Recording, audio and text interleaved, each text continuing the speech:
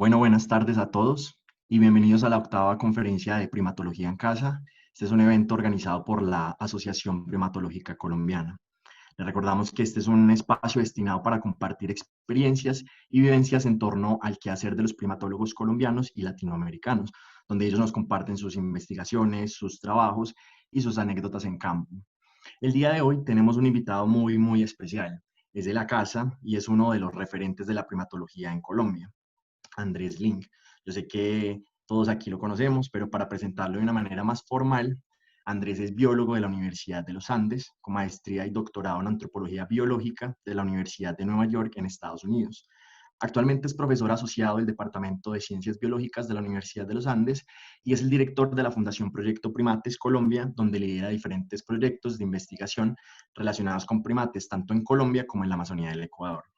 Andrés es sin duda una de las personas que más ha influenciado a la nueva generación de primatólogos aquí en Colombia. Y bien como lo mencionaba John Aristizábal en la conferencia anterior, que por cierto está en el canal de YouTube de la asociación para los que no lo han visto, como decía John, la mayoría o casi todos de nosotros hemos pasado por él, ya sea vía correos, en congresos, eventos científicos o incluso teniendo la oportunidad de ir a campo con él. Además, todos reconocemos el trabajo tan impresionante que lleva haciendo por 2 décadas con Ateles y Vídeos en Colombia, que es precisamente el tema que nos viene a compartir hoy. Antes de darle paso a Andrés, les recomendamos a todos apagar sus cámaras y micrófonos. Si tienen alguna pregunta o inquietud, pueden escribirla en el chat, al igual que las personas que nos están viendo por Facebook Live. Todas sus preguntas serán redirigidas a Andrés al final de la charla. Bueno, Andrés, bienvenido. Nicolás, mil gracias y gracias a todos los que están hoy acá con nosotros en esta octava jornada de primatología en casa. Pues para mí es un honor poder participar acá como expositor y hoy básicamente quiero contarles como una historia que es la historia mía en la primatología, pero también un poco como con todo el trabajo que hemos hecho con estos monos araña. Y esto obviamente incluye a cientos de personas. De hecho hice la cuenta y son por lo menos unos 180 estudiantes que han estado con nosotros, digo nosotros porque somos todos un equipo, de los cuales hace parte todo lo que les voy a contar y cuando hablo en primera persona, no es primera persona, es el equipo tan grande que somos, digamos. Y yo lo llamé así, 20 años tras los monos araña, y no sé si se dieron cuenta, ponía yo, valdría la pena estos 20 años siguiendo monos, y realmente sí, yo decía, de pronto yo quisiera tener unas, por lo menos 3 décadas más, eso me da casi que hasta los 75 años, con eso me voy contento si pudiera hacer esto el resto de mi vida.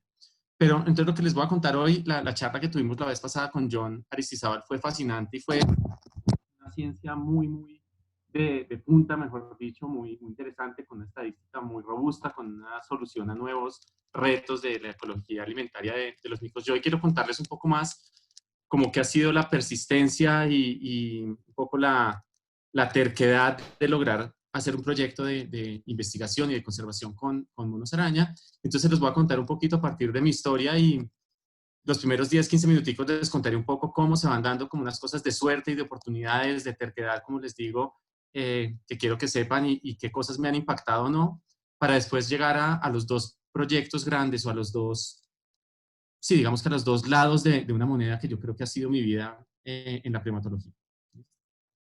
Entonces, solo para ponerlos en contexto, a mí siempre me fascinaron los naturalistas, las personas que tuvieron la oportunidad de conocer grandes extensiones del planeta y diferentes ecosistemas, continentes, y que iban con la pasión de conocer, simplemente de conocer, por caracterizar.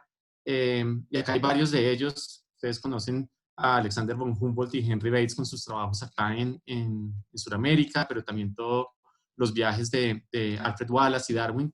Y digamos que a mí, cuando empecé a interesarme por la biología, este tipo de cosas era lo que siempre me encantaba. Y yo creo que si yo pudiera definirme hoy en día como una persona en la biología, esa parte es la que realmente mueve mis emociones y mi motivación, ese descubrir, desde las cosas más pequeñas hasta las más complejas, pero ese deseo de conocer es lo que más me mueve. Y yo solo les cuento como cosas, a mí siempre me impresiona mucho cuando uno ve las charlas de Jane Goodall y habla un poco de cómo él pudo hacer lo que hizo por el apoyo de su familia, especialmente de su mamá. Y yo siento que mi vida fue muy afortunada también.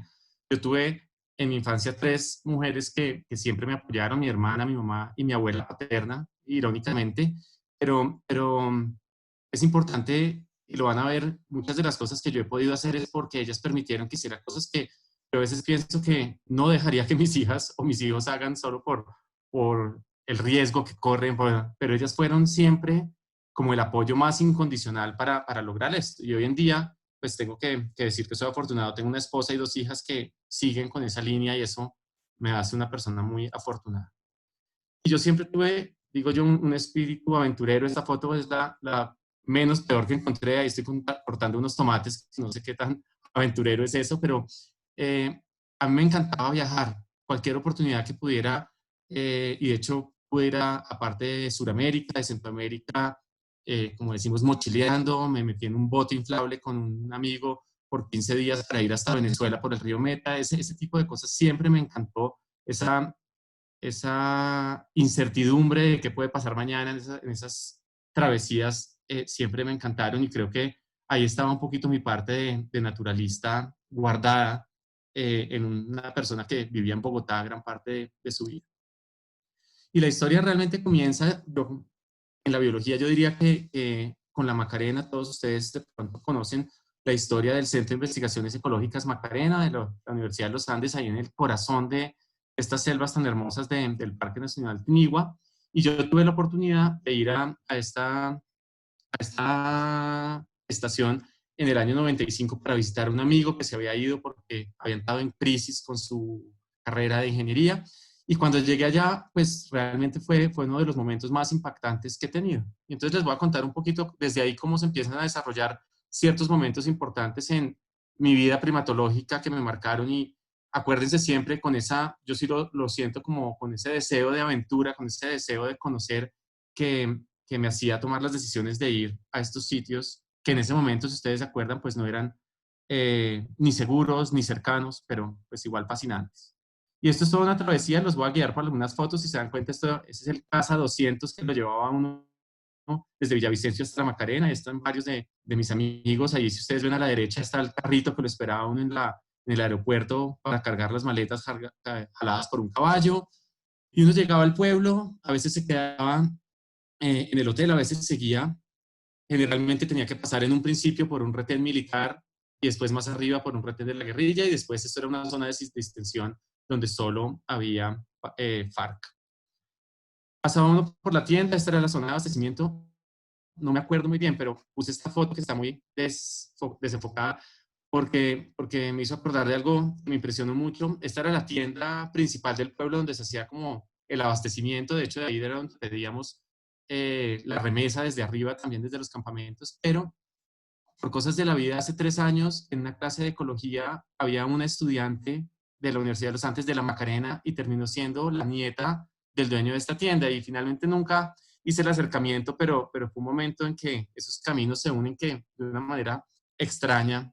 Pero bueno, pasábamos por acá y una vez uno pasaba por acá se embarcaba en uno de los viajes más bonitos que yo recuerde, un viaje por ahí como de hora y media por un río relativamente grande, el Guayabero, y si uno tenía suerte de ir en época de verano, como estamos acá con Alfredo Navas en esta canoa, se podía meter uno por un raudal. El raudal, esta zona donde se encañonaba el río Guayabero, y era un sitio precioso con petroglifos, con de todo, un paisaje, mejor dicho, la antesala para llegar a este sitio de los campamentos del CIEM tan lindo.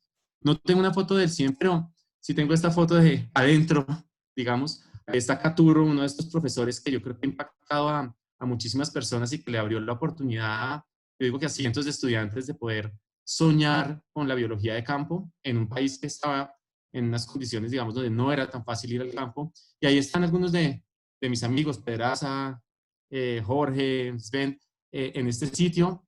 Este era el sitio donde se hacían las clases, este era el sitio donde se compartía y en los días pues se iba a buscar o hacer los proyectos que se hacían. A veces por una semana, a veces por un mes, algunos estudiantes se quedaban meses y meses. Y este era un poquito el panorama desde allá, un bosque precioso, con una zona inundable que es lo que ustedes ven ahí abajo y unas lomas donde, pero un sitio supremamente bonito e impactante para cualquiera, incluso para alguien que estuviera acostumbrado a este tipo de ecosistemas. Y cuando yo fui la primera vez, como les conté, fui solo una semana para conocer y fue como una de las cosas que más me impactó. y la mayoría de gente que trabajaba allá, y está la pulga, pero muchos más, incluidos colegas míos de hoy en día, Daniel Cadena, el Caleño, Juancho, todo el mundo trabajaba con aves. Todo el mundo iba a sus redes de nieblas, tenían todo este monitoreo de la comunidad de aves de la Macarena, y yo me enganché por ese lado, me encantaba, y durante los siguientes años, enloquecido, viví, digamos, abriendo las hojas de este libro de aves de Colombia, que yo creo que influyó a mucha gente. Y les cuento esto porque realmente mi primera contribución hacia la ciencia, pues vino de ahí, vino de una cosa casual. Encontramos un nido de estos pajaritos que ven ustedes a la derecha, revisamos en el libro y no había casi descripción. De hecho, dijimos, bueno, vamos todos los días y miramos, contamos cuántos días duraba para que eclosionaran, etcétera. Y resultó siendo algo muy bonito porque dentro de mi anhelo de volverme un biólogo, pues este fue el primer artículo que con Beatriz Ramírez hicimos, la descripción de un nido que nunca antes se había descubierto, y eso para nosotros era como un aporte increíble. Ahí está el pajarito en su nido, después cuando creció y todo, y mejor dicho, esto fue. El caso es que les cuento esta historia de la primera ida de la Macarena y de este tema de las aves, porque realmente fueron las aves las que me llevaron la segunda vez, la tercera vez realmente, a hacer mi tesis con Pablo Stevenson en la Macarena. Y Pablo me llevó en parte porque una de las cosas que quería hacer era mirar si las aves y los primates competían, digamos, por ciertos frutos. Y entonces todo el equipo, que éramos muchos, Carolina, Pablo, yo, Gabriela en su momento, mucha gente, Javier, mirábamos horas y horas, miles de horas, literalmente, los árboles de diferentes especies, y mirábamos si eran más consumidos por aves o primates. Y de hecho, esa fue mi tesis de pregrado, que les cuento que era la réplica en cierta manera, o lo que yo hice fue tratar de mirar si ciertos frutos, por ejemplo, que eran rojitos, expuestos, eran más consumidos por aves, y otros más protegidos, etcétera, eran consumidos por primates. Y lo interesante es que esto lo había hecho esta persona que me ha influido muchísimo en mi vida profesional, Charles Janson. Ya les contaré por qué con varios ejemplos. Él había hecho esto en Perú, lo publicó de hecho en la revista Science, una cosa muy interesante. Sí había una tendencia a que las aves coman unos frutos y los primates otros, y nosotros replicamos esto con los mismos resultados, y era fascinante estar siguiendo los pasos de estos grandes investigadores.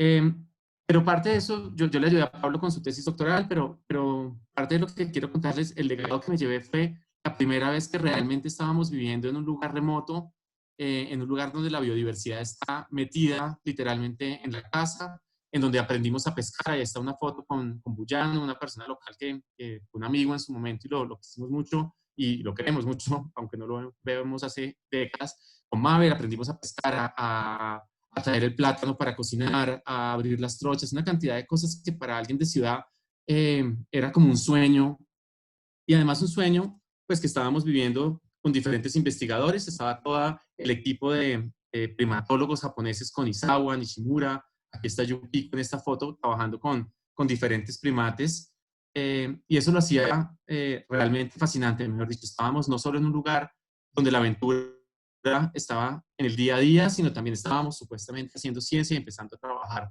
en estas zonas. Ahí estaba nuestro cuartel general. De hecho, esto es la casita reconstruida, pero este era el sitio donde nos reuníamos en las noches con toda la gente a hablar, durábamos hasta la medianoche, y era de hecho la casita donde vivíamos Gabriela y yo, y salíamos a trabajar en el día para regresar en la noche. Un sitio, como ustedes imaginan, paradisiaco, que cualquiera soñaría. Y desde ese momento el campamento tenía una característica, y es que estaba muy cerquita a un saladero, y por esa razón, principalmente los monos araña, que van mucho a estos saladeros, ya les voy a contar, pasaban recurrentemente. Y a mí me parecía hermoso verlos moverse. Son unos de los animales que se mueven con más gracia, yo creo, que en el dosel del bosque. Gritaban además en las mañanas, y después pasaban, cuando les gritábamos respondían. O sea, había algo que me encantaba de estos micos, y yo pensé, algún día tendré que estudiarlos, y de hecho, pues así fue. No solo así fue, cuando terminé la tesis con Pablo, aprendí, gracias a los japoneses que los alcancé a conocer muy temprano en mi carrera primatológica, por decirlo así, que realmente estábamos hablando de sociedades. Cuando estamos hablando de micos, muchas de las preguntas que queremos responder son a través de los individuos. Estos no son cardúmenes, no son manadas, no son categorías de edad y sexo, machos, hembras, chiquitos. También se puede pero estos son individuos que tienen unas relaciones muy particulares y desde muy temprano yo aprendí eso y creo que eso marcó mis estudios. Desde el principio supe que tenía primero que aprender con quién estaba trabajando, a quién estaba estudiando y después sí empezar a estudiarlos y tomar los datos. Y de todo este estudio que hicimos en estos 2 años, allá salieron cositas interesantes, cosas también muy descriptivas, unas anécdotas de cómo algunos monos araña comen insectos, esto no lo hacen casi nunca, pero para nosotros era interesantísimo poder reportarlo. Y algo muy bonito que fue como el primer estudio, digamos que, y era una de las hembras, estaba ya Emi, tenía unos mellizos, no sé si alcanzan a ver en la foto de la izquierda, hay más ojos de los que puede tener una sola cría, y están las dos crías una detrás de otra, y era como nuestra fascinación. Y no sé si pueden ver de pronto mi apuntador, pero básicamente lo que concluimos era que cuando había muchas frutas, a Emi le iba bien. Estas barritas negras son qué tantas frutas comen y qué tantas frutas comen otras hembras con cría y otras hembras sin cría, y todas están muy iguales en periodos de abundancia, pero cuando había escasez a ella le costaba más. Es decir, ese costo de tener mellizos era evidente, debía tener unas repercusiones, pero de todas maneras era nuestra mica favorita. Eh, el sueño duró lo que duró casi 2 años, que fue lindísimo, ya les cuento esto, y estando en plena zona de distensión, pues el sueño se terminó en el momento en que la zona de distensión se terminó. No, primero la guerrilla, pero después también las condiciones nos obligaron a salir, el campamento quedó abandonado, yo diría que casi que hasta la fecha. Si quieren verlo, ahí está un documental muy bonito, Orillas del Duda, de Claudia Leal y Pablo, que pueden ver. Pero pongo esta foto, este personaje que está a la izquierda es Ramiro Montealegre. Ramiro era un colono que llegó allá, la historia de él es fascinante y no se las alcanzo a contar, aunque me encantaría. Pero con Ramiro, digamos que yo interactué muchísimo, yo creo que todos los que estuvieron allá interactuaron muchísimo y era un personaje bien interesante, una persona muy culta, una persona interesante para hablar, con unas historias increíbles. Y la verdad que yo aprendí mucho de él. Él probablemente era el menos colono de los que estaba allá, eh, pero el más colono para nosotros. Sabía todo, sabía pescar, sabía hacer muchísimas cosas y aprendíamos de él. Y lo pongo en este fin del sueño porque esa cachama que está cocinando él, realmente fue una cachama que, después de muchas peleas, que algún día les puedo contar por qué peleamos por 3 cachamas que se me soltaron del anzuelo, esta cachama la cocinamos justo antes de que yo me fuera y yo me la llevé y fue la que me mantuvo en ese fin del sueño. En esos 4 días que yo me demoré saliendo de la zona de distensión en una situación supremamente azarosa, esa cachama era mi recurso y lo que me duró en toda la travesía desde La Macarena hasta San Vicente hasta Bogotá. Pero sobre todo lo que me acuerdo de Ramiro es una de estas personas que me ha influenciado en la vida mucho. Y ahí yo llegué a Bogotá, obviamente sin trabajo, y tratando de decidir qué hacer. Lo único, yo había soñado con quedarme el resto de mi vida allá en Macarena, creo que nunca consideré algo diferente, pensé que no había problema, podría hacer esto por mucho tiempo, pero una vez en Bogotá la historia era diferente y había una sola posibilidad, había una persona trabajando con micos en la Amazonía ecuatoriana, Anthony Di Fiore, y al mismo tiempo cuando llegué me ofrecieron la oportunidad de trabajar en una camaronera, donde yo podía integrar la parte de ingeniería que estudié y la biología, y era muy bien remunerado, y era en Santa Marta donde se podía ir a surfear entonces los fines de semana con unos amigos.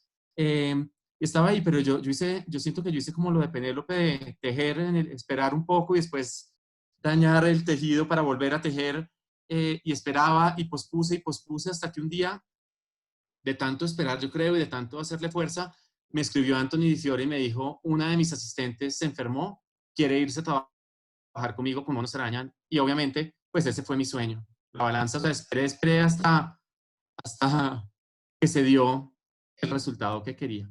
Y ahí empezó mi colaboración con Anthony Di Fiore, que están varias fotos, están mis 2 colaboradores, digamos, de toda la vida, Gabriela de Luna y, y Anthony, pero con Anthony empezamos en ese momento, empecé como su asistente de campo y me fui 2 años para la Amazonía en Ecuador. Otra sorpresa, porque yo sentía que había estado en el lugar más diverso del mundo, en la Macarena, y ahora me encontraba en un sitio con una diversidad absolutamente abrumadora, mejor dicho. Todo lo que uno quisiera, si hablamos de especies de anfibios, eran 100 y pico de especies de ranas. Si hablamos de murciélagos, también había, todos los números eran exagerados y era un sitio como fascinante para alguien que quería dejarse maravillar.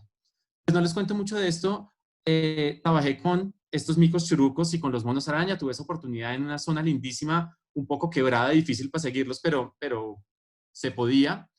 Y de ese trabajo también lo que les quiero contar, salieron muchas cositas, hicimos unos trabajos con dispersiones de semilla, todavía un tema muy ecológico, y Tony, digamos, ya pensando en los temas sociales, pero para mí todavía eran unos micos como un animal cualquiera, no unas sociedades, y jugaban un rol en el paisaje, y eso es lo que me interesaba inicialmente. Y esto fue cambiando con el tiempo. Pero de esto también, como hay unas historias que me parece que son de las que más me impactaron, más allá de los micos nada más, que los veía todos los días y eran como mis compañeros. Y era la posibilidad de haber interactuado con dos comunidades guaraní, unos indígenas, unas comunidades indígenas que, digamos que habían tenido pocas décadas de contacto gracias a la actividad de una petrolera, y había dos comunidades, Tibacuno y, ahí se me voló la otra, y Guillero, donde me hice muy amigos de ellos, gracias en parte a que Tony permitía, o sea, los contratábamos a veces para que fueran nuestros guías y con ellos íbamos al campo, y los seguimientos con ellos eran fascinantes porque era ver toda su interpretación del comportamiento de ellos, que era fascinante. Ahí aprendí muchísimo. Muchos de ellos ni siquiera hablaban español, yo tampoco hablaba el guaoteredo, y aprendí los animales y dos o tres verbos, y esa era nuestra interacción. Horas, días, semanas, hablábamos de lo mismo, de lo que comían estos micos, de lo que hacían, y fue muy bonito. Había este mono araña vivió en el campamento con nosotros y también fue bien especial interactuar con él. La historia es medio triste y no la voy a contar, pero también aprendí mucho de tener un mico suelto en un campamento. Pero Okata, el señor que está a la derecha, me enseñó muchísimas cosas. Yo iba a la comunidad, me enseñó a disparar con una cerbatana. Obviamente yo era el motivo de risa de esto, pero las tardes que pasábamos sin poder comunicarnos, porque es que no sabíamos sino los nombres, generó algún tipo de amistad. Una amistad tan grande que él me prometió que el último día me iba a llevar a cacería. Él era el mejor cazador de la comunidad guaraní, respetado por todos, y yo con un sentimiento como extraño no quería ir a presenciar, digamos, la cacería de un animal, mucho menos de unos micos, pero sentía también que era un momento especial y un regalo. Y hablábamos mucho, él sabía mi aprecio por los micos, él también pues, igual cazaba lo que cazaba porque era su vida, pero esto es una cosa que me impactó mucho. El último día que yo estuve en la estación antes de irme, él llegó como lo había prometido, y sin cerbatana, sin lanza, y llegó con un machete. Nos fuimos para el bosque, caminamos horas y horas, unas 3 horas, hasta que me llevó a un nido de águila arpía. Este era el primer nido que yo veía. Se los cuento porque para mí lo bonito de esta experiencia es que yo quiero pensar que en mi amistad con alguien logramos entendernos de tal manera que él supo que yo hubiera preferido mucho más este regalo a realmente ver algo que para ellos es el día a día, que es la cacería de subsistencia que tienen. Pero estas cosas, digamos, son anécdotas que me marcaron muchísimo. De ahí ya casi termino de salir para el doctorado. Estás como en una mala representación del país en la academia, pero ahí estaba yo con una gente también increíble. O sea, una gente, si se dan cuenta, una suerte impresionante la que fui teniendo paso a paso. Estaba con una de las personas que más admiro, Clifford Jolie, Terry Harrison, Tony, que estaba ahí, Marina Corts. Ellos, como parte de mi comité, con Marina tuve la oportunidad de un sueño de cualquier naturalista, de ir a África, de trabajar con estos monos azules, de conocer a muchos amigos con los que todavía me hablo, como Calib y Julia, que están ahí en esa foto a la derecha. Y si se dan cuenta, era como, obviamente solo he contado las cosas, los sís, muchas veces no salían las cosas, pero esto era como un sueño grandísimo. Sin embargo, llegaba el momento de dedicarse a la investigación, a decidir qué quería hacer, y allá es donde les digo que empieza mi trabajo más, digamos que más continuo de los últimos 15 años en la primatología. Y tiene dos lados. Un lado, que se los voy a contar ahorita, es el lado amable de la historia. Es un lado fascinante, es que yo he tenido la oportunidad de ir a los bosques más pristinos que hay en el planeta, por decirlo así, y he podido trabajar ahí. No solo um, hago como ese alardeo, sino que un bosque pristino es un laboratorio perfecto para un biólogo para poder estudiar sus especies sin intervención, sin estar respondiendo a otros cambios en sus ecosistemas. Y entonces es el laboratorio perfecto para estos estudios. De hecho, esto me trae otra vez a esta persona, Charles Johnson. él tiene un artículo que a mí siempre me fascina y se los voy a mostrar. Una parte es, él decía en el año 2000, este es un momento excitante para ser un primatólogo. Él decía, así, aunque sabemos mucho, hay todavía muchísimo por aprender.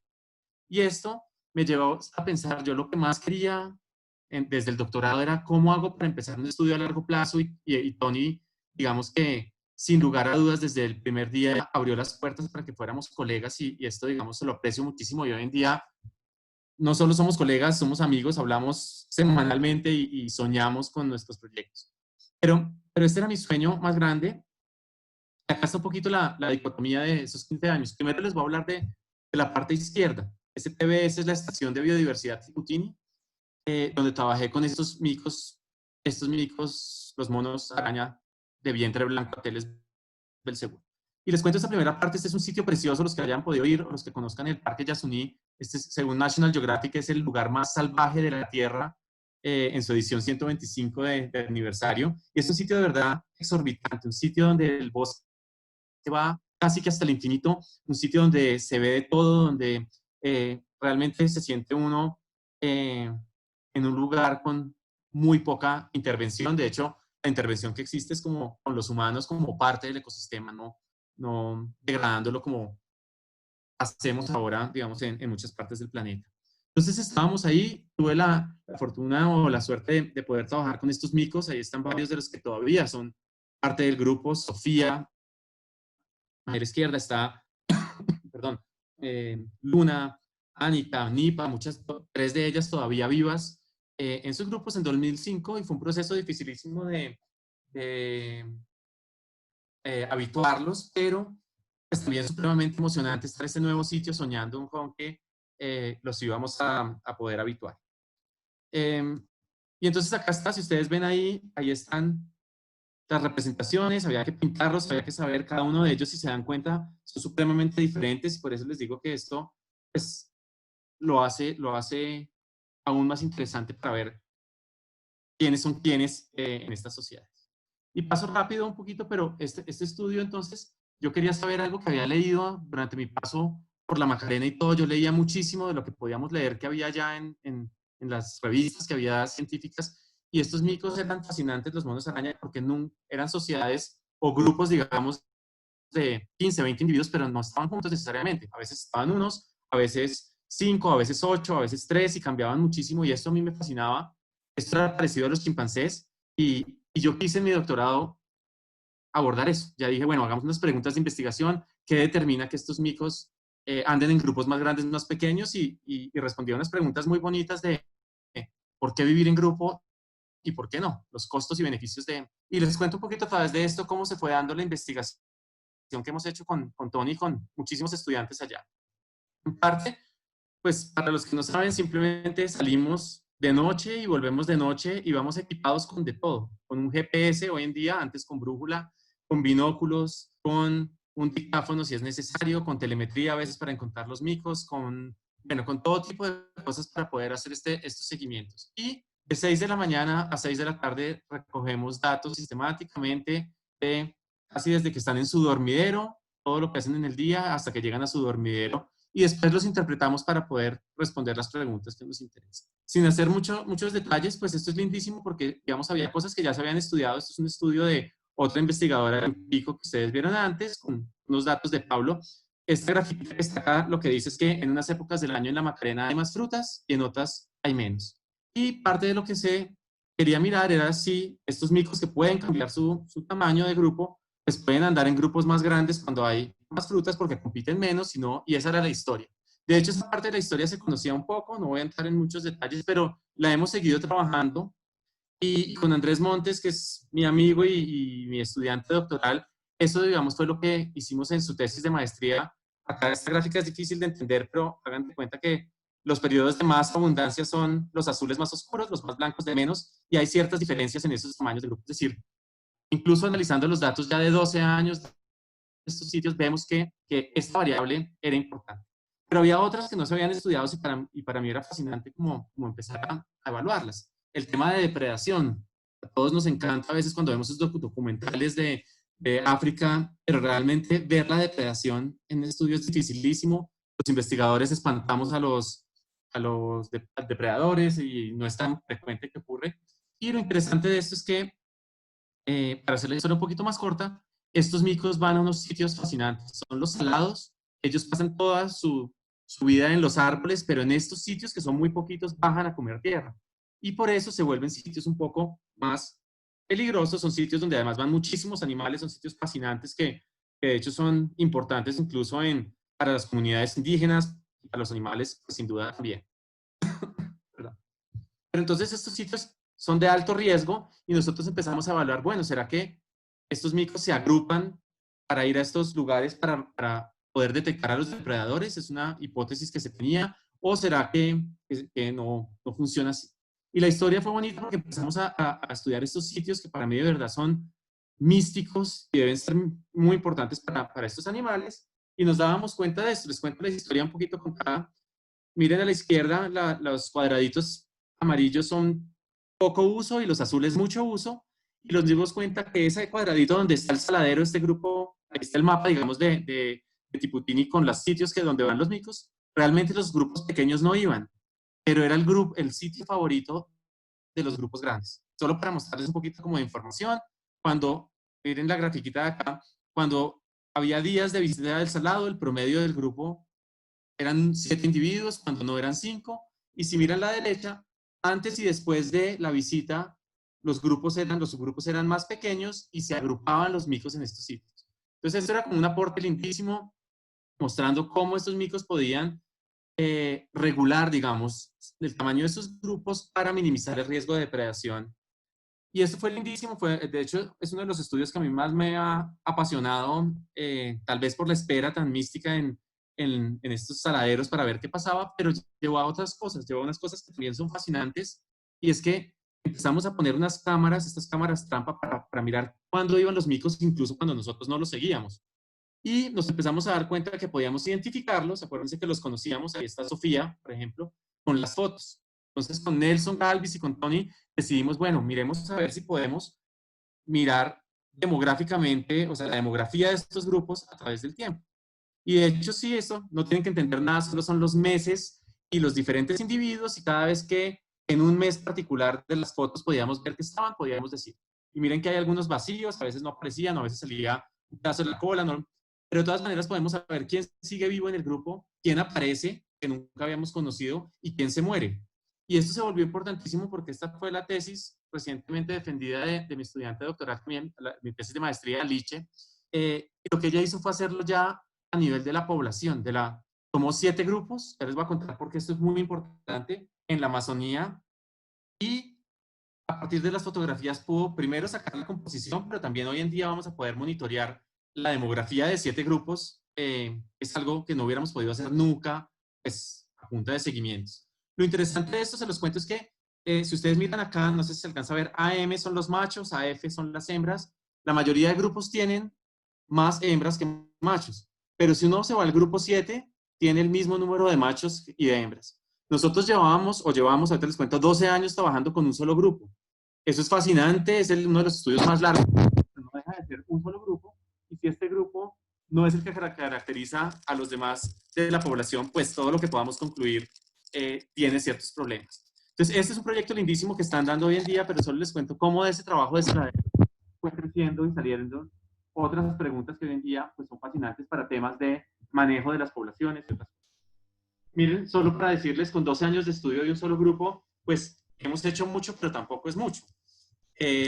Tenemos, por ejemplo, 7 hembras llegaron al grupo, más o menos 40 crías han nacido, 40 crías en 15 años, no es casi nada. Sabemos que todas las hembras que nacieron del grupo se fueron y se fueron alrededor de los 6 años. Hay 3 hembras que sabemos que tienen al menos 30 años.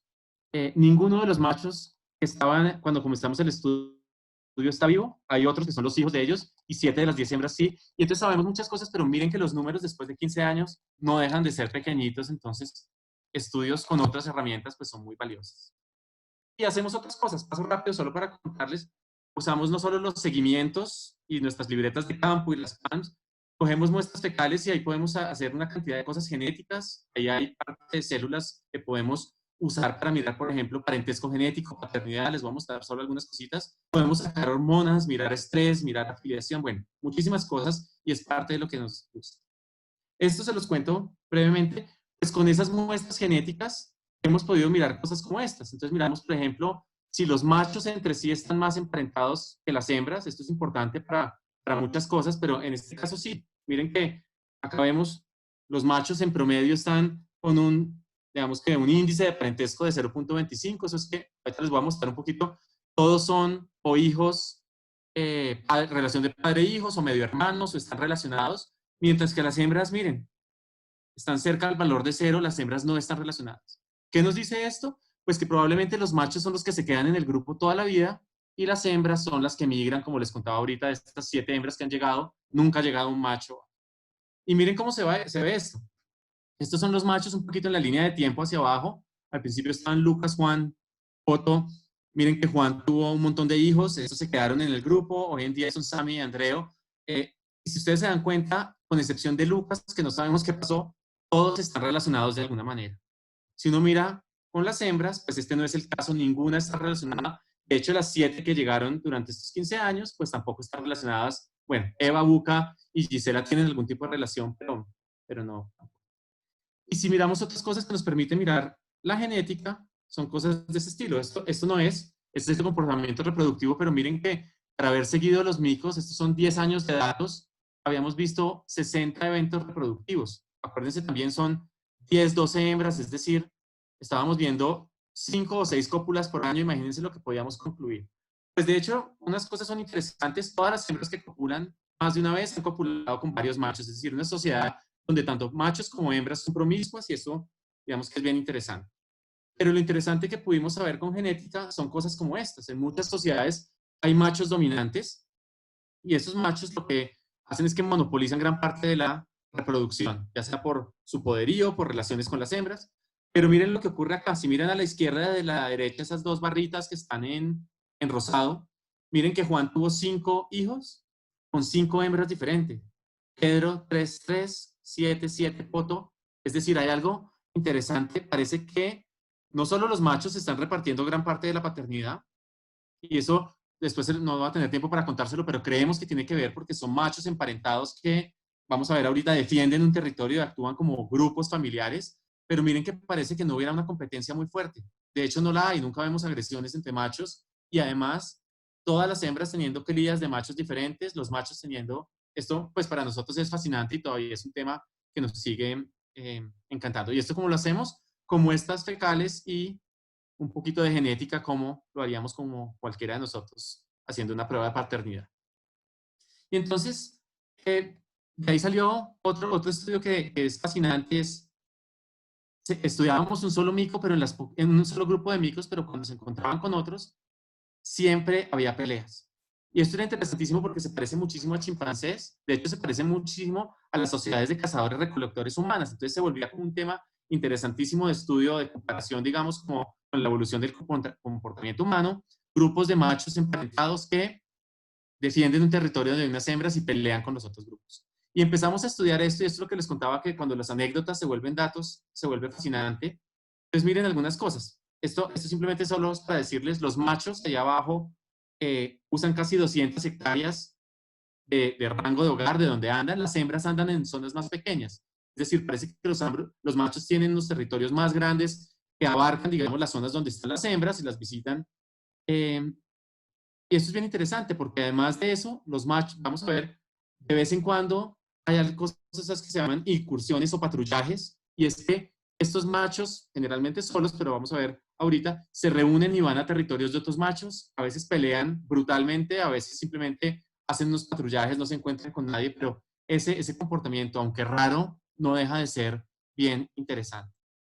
¿Quiénes participan en esos patrullajes? De pronto viene la parte de la derecha, es el porcentaje de adultos, acuérdense que hay menos machos, el 80, más o menos el 80% o 70 y pico por ciento de los machos, es decir, de los machos que son 6 o 7, siempre hay 5 o 6, o sea, nunca hay un patrullaje de 2 machos porque es demasiado peligroso ir a arriesgarse. Son comportamientos de cooperación para defender los territorios. Es una cosa fascinante que, como les decía, ocurre en chimpancés y en otros. Y hemos tenido, son casi 12 años de análisis, pues tan solo 51 casos, son cosas raras. Muchos son patrullajes que no llevan a nada, solo los machos persiguiéndose, o sea, en línea, digamos, buscando otros grupos vulnerables y no los encuentran. Y 15 eventos donde sí se encuentran, 4 de ellos donde hemos visto agresión supremamente fuerte, donde los machos terminan heridos. No hemos visto nunca un ataque letal, pero varios de los machos han desaparecido en los contextos de más peleas. Entonces esto también se volvía como uno de estos temas fascinantes que además era casi idéntico, aparte con las relaciones de los Waorani, que viven en estas mismas selvas, están grupos de machos, familias, digamos, donde giran alrededor de un líder y su familia, y donde hay este tipo de agresiones entre familias, una sociedad supremamente bélica a lo largo del tiempo, y convergente con estos micos que estaban ahí, pues me parecía siempre algo fascinante. Y entonces esto es simplemente, aquí recapitulo la primera parte de lo que les quería contar muy por encima, y es que este laboratorio al cual yo he tenido acceso durante los últimos, llamemos 20 años, pues es un sitio fascinante, es el sitio donde podemos seguir estudiando estas cosas, la evolución del comportamiento de estos micos. Acá hay 10 especies, yo solo les estoy contando de una, pero esto simplemente es como ese lado de la historia que cualquier naturalista quisiera poder experimentar. Y está al otro lado de la historia, también está en este artículo, en el mismo artículo que les contaba de Charlie Johnson, y él dice, así como decía, es un tiempo excitante para ser primatólogo, o este es un tiempo también depresivo para hacerlo. Yo lo llamo el otro lado de la historia para no ponerlo tan grave. Yo la verdad que lo he disfrutado y me motiva también muchísimo, pero tiene que ver con que hace 50 años, ahí dice 30, pero realmente hoy en día hace 50 años, era fácil pensar en irse a un lugar relativamente remoto y empezar a desarrollar un estudio. Hoy en día no quedan casi lugares en el planeta que no tengan intervención. Y entonces esos laboratorios se nos están volviendo en unos sitios donde podemos estudiar cómo responden los micos a la deforestación, cómo responden a que haya menos recursos, cómo responden a que haya más cacería, cómo responden, pero estamos perdiendo la oportunidad de entender esas respuestas evolutivas que han desarrollado a lo largo del tiempo en condiciones de no intervención antropogénica. Y entonces lo que él proponía era, realmente todos los que quieran trabajar con primates deberían tener un componente de conservación y un componente activista, porque es la realidad del presente. Y eso entonces nos lleva al lado derecho de la historia. Esto está en Colombia al mismo tiempo, en el 2005, pero les cuento desde el 2009, 2005 también empezamos a trabajar con estos micos. Y esta historia es en Colombia con los, llamemos que con los hermanos de los micos amazónicos, estos monos araña café, eh, que empezamos, y la historia fue bien diferente. Y se las cuento breve.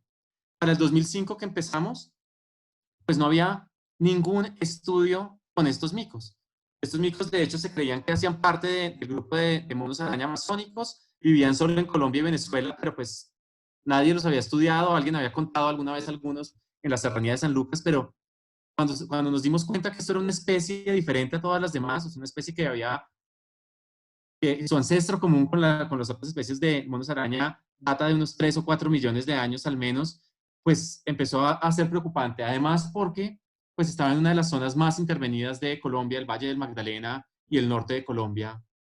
Y ahí fue que empezamos a trabajar. Estos son los monos araña café, una especie supremamente amenazada, probablemente de las más amenazadas en Colombia, y se nos volvió, en este caso con Gabriela de Luna, mi colega, durante 15 años en este proyecto, y como les decía, cientos de estudiantes, se nos volvió una obsesión tratar de investigar lo que más pudiéramos y de llamar la atención localmente y en el mundo de que esta especie realmente necesitaba esfuerzos de conservación.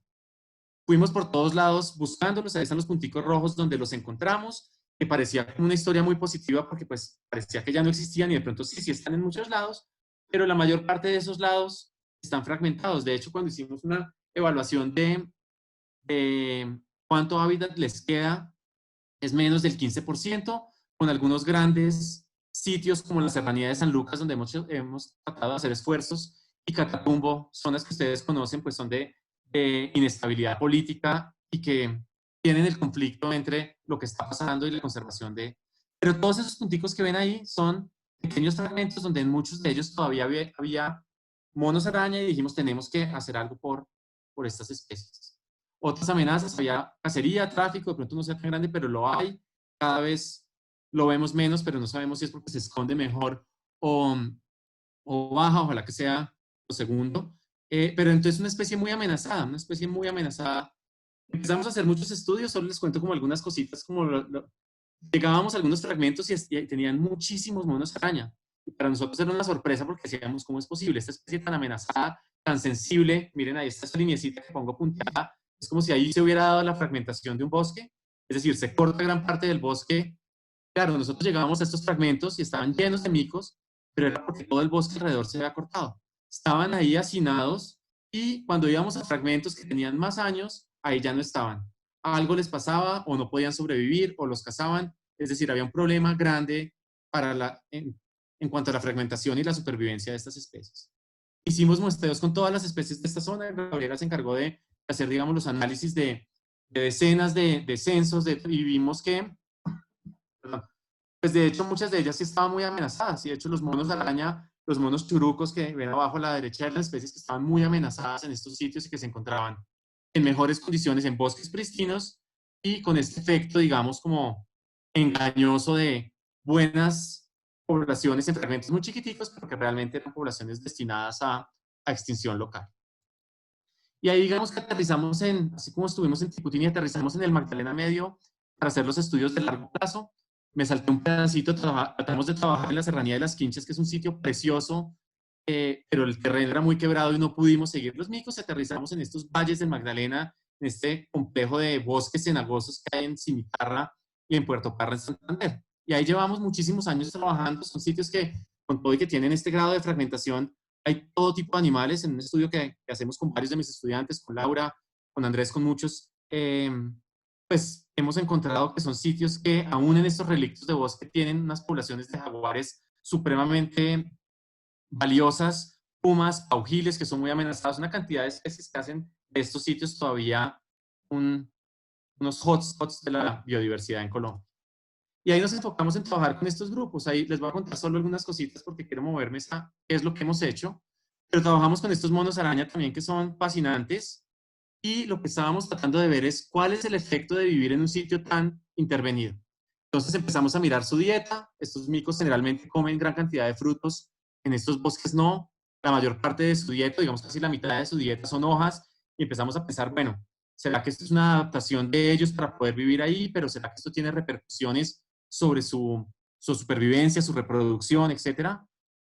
Trabajamos con estos grupos y como les conté, en Tiputini tenemos hoy en día 15 años de datos continuos. En San Juan, por decir no, empezamos casi al mismo, bueno, un poquito después, pero acá los grupos cambian repentinamente, se desintegran. Cuando hay eventos, por ejemplo, como la niña del 2011, los fragmentos quedaron aislados, unos micos se cruzan de un bosque a otro, hay una cantidad de dinámicas que yo creo que los hacen mucho más vulnerables, pero que también son difíciles de entender qué está pasando. Y esto lo hemos reconstruido, pero ha sido como todo un reto. Y hay cosas interesantes, estos micos a veces para pasar de fragmento a fragmento tienen que ir por el suelo, esto nunca lo harían, esto los hace muchísimo más vulnerables. Y este aislamiento, creemos que además estos fantasmas del bosque, estos monos araña albino que se han vuelto tan famosos con sus documentales de National Geographic, de pronto nos están contando también una historia que los micos todavía están ahí, pero tienen unos problemas genéticos de entrecruzamiento y creemos que el hecho de que estos albinos, dos hermanos albinos que son preciosos, estén ahí, pues de pronto nos está contando algo más de la situación de estos micos. El caso es que acá también hemos hecho una cantidad de cosas de ciencia, trabajos con redes sociales, con parásitos, con estrés, con hormonas, pero lo que les quiero contar es, en algún momento, hace unos 2 años en Jalapa, tuve la oportunidad de conocer a Milton Tiago de Melo, una persona que hoy yo creo que debe estar en sus 103 o 104 años, o por ahí, y oí algunas de las palabras que más me han impactado en toda mi vida. Él a sus 102 años, en una charla muy, muy inspiradora que dio, dijo, todo futuro será pasado. Y él hablaba de cómo él había visto muchos futuros convertirse en pasado. Y eso me hizo pensar un poquito que cuál es el pasado que queremos ver en el futuro. Y eso obviamente desde el principio pues nos marcó mucho a Gabriela, a mí y a todos los que han pasado por el proyecto. Y entonces la ciencia no puede quedarse solo en ciencia, tiene que trascender un poquito más. Y les cuento un poquitico lo que hemos hecho. Esto realmente lo hemos hecho con los estudiantes, con voluntarios con las personas locales y es parte de lo que más nos enorgullece. Por un lado, desde el principio, abajo, estamos, yo creo que eso debe ser el año, no sé, 2006, 2007, cuando hicimos el primer documental con los niños del colegio de Puerto Pinzón sobre la conservación del mono araña. Arriba ustedes ven a los niños del kilómetro 28 haciendo las jornadas de siembra y esos son corredores que hoy en día tienen árboles que permiten que los micos pasen. Entonces trabajamos mucho, sobre todo con las comunidades, con los adultos también, pero con los colegios y con las escuelas muchísimo. Y nos enorgullece muchísimo. Hay estudiantes que pasaron por nuestros talleres y hoy en día trabajan con WCS, tienen la capacidad de hacer monitoreos de fauna, trabajar con cámaras trampa, una cantidad de cosas que para nosotros es fascinante. Son historias de éxito. Tenemos este Festival del Choibo que nos enorgullece, logramos que la comunidad se apropiara del mono araña como emblema de la región y ya vamos para el 6º Festival del Choibo. Esto lo hacemos con muchísimas organizaciones, esto va a ser parte del proyecto Vida Silvestre y con WCS, con Cabildo Verde, con, ¿cómo se llama? CIPAF, con Fundación Biodiversa y con Fundación Humedales, hacemos ese trabajo y es fascinante. Es la sinergia de una cantidad de gente trabajando en pro y la capacidad de que la sociedad local, o sea, la gente se apropie de esto, pues nos parece emocionante.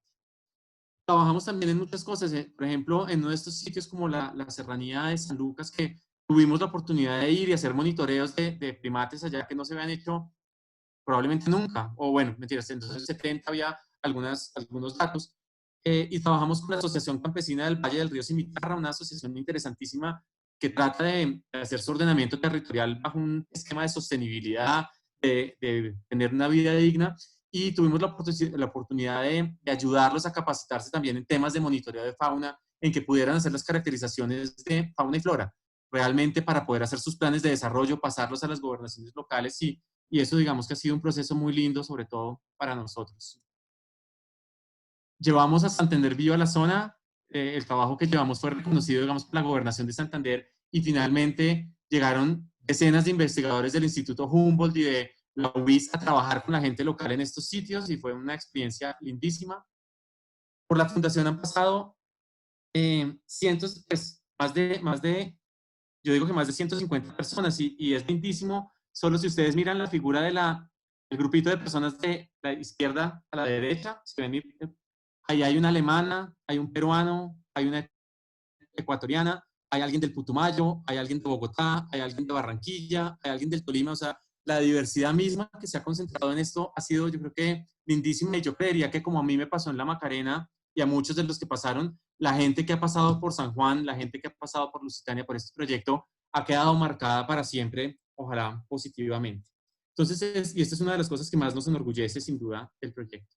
Trabajamos pues, con la gente local, con los ganaderos, tratamos, si bien no sabemos nada de ganadería, trabajamos con algunas organizaciones para que nos ayuden, pero sobre todo trabajamos con temas de restauración. Ya les muestro y nos hace también muy orgullosos que muchas de las familias de allá ganaderas han acogido eso y son nuestros aliados hoy en día, la familia de Jaramillo, la familia de la Linde y de Grave, o sea, personas que han, dentro de su negocio de la ganadería, tratado de empezar a apuntarle a la sostenibilidad. Tenemos unas áreas protegidas, zonas que queremos potenciar para seguir conservando los micos y queremos integrarlas con las zonas de personas privadas que también han empezado a declarar sus reservas naturales de la sociedad civil y son sitios o pequeños, digamos, focos de conservación que empiezan a crear una red supremamente importante en una región donde no existe ni un solo parque, creo que ni regional ni nacional. Y esto ayudamos a los tomadores de decisiones, estos son los ganaderos, su negocio es la ganadería, pero tienen unos bosques que, como les contaba, están llenos de animales. Hemos hecho acuerdos de conservación no solo para conservarlos, que es valiosísimo, sino para conectarlos. Y ahí ustedes ven algunos de los fragmentos, estos, por ejemplo, son fragmentos de bosque, 500 hectáreas, 400 hectáreas. En algunos sitios esto puede ser un fragmento diminuto, acá son los fragmentos más grandes que existen en la región. Y lo que hacemos nosotros es conectarlos. Hacemos todo un proyecto de restauración con estudiantes, con las personas locales. Y hoy en día hemos, ya les cuento, sembrado más de 30.000 árboles, más de 20 hectáreas restauradas, que son 20 hectáreas que los dueños de las fincas nos dejan hacer en sus corredores, más de 1.300 hectáreas en proceso de conexión, algunas yo diría ya conectadas, y esto nos enorgullece. Acá está nuestro vivero, yo sueño cada vez que voy a estos viveros y están con todas estas plantas listas para ser sembradas, y aquí están, son corredores, aislamos, sembramos unas maticas, unas sobreviven, otras no, y volvemos a sembrar hasta que pegan. Y después de un par de años, estas son unas ceibas que deben tener 4 o 5 años, unas ceibas por donde ya pasan los micos, y para nosotros este es como uno de los éxitos que vemos. Muchos de estos árboles son sembrados con la comunidad, y esto entonces también es un motivo de arraigo y de orgullo, y una de las experiencias más bonitas de ver pasar estos micos por ahí. Y eso nos lleva a este sueño. Nuestro sueño en esta zona es trabajar con la gente para poder integrar la productividad económica de la región con la integridad de estos bosques y la conservación de muchas de las especies. Nosotros usamos este mono araña como bandera porque es, primero, muy sensible, y su protección lleva a la protección de muchas otras, pero también una especie supremamente carismática que creemos que vale la pena conservar. Y esto me lleva a la segunda frase de Milton Tiago de Melo que siempre me ha impactado y siempre la repito. Y él hablaba de toda su vida con sus 102 años, y con todo y eso insistía que la vida era demasiado corta para tan grande amor. Y yo creo que ese es un mensaje que le debe quedar a todo el mundo. De verdad es una vida muy corta, pero es una vida que hay que aprovechar día a día. Y yo tengo que decir que yo he sido muy afortunado porque me acuerdo perfectamente un día metido en el río Duda, en la Macarena, probablemente debía ser el año 2000, soñando que yo pudiera hacer eso que hacía todos los días el resto de mi vida. Y hoy sigo en eso, no solo, sino con cientos de personas que están a mi lado, mi esposa, mis hijas, mi familia, mis amigos, mis estudiantes, que realmente son mis amigos. Entonces es una vida afortunada, y es una vida con un propósito lindo y llena de buenas personas que me acompañan en ese camino. Muchos de ellos están acá, otros se me escapan. Imagínense que son tantos que ni siquiera en algo como esto caben, y obviamente pues no sobra eh, agradecer a un sinnúmero de instituciones que nos han financiado cosas de conservación, proyectos de investigación, iniciativas de trabajo con las comunidades. Esto, digamos, ha hecho esto posible. Pues muchas gracias, y no sé si haya preguntas, con gusto las recibo.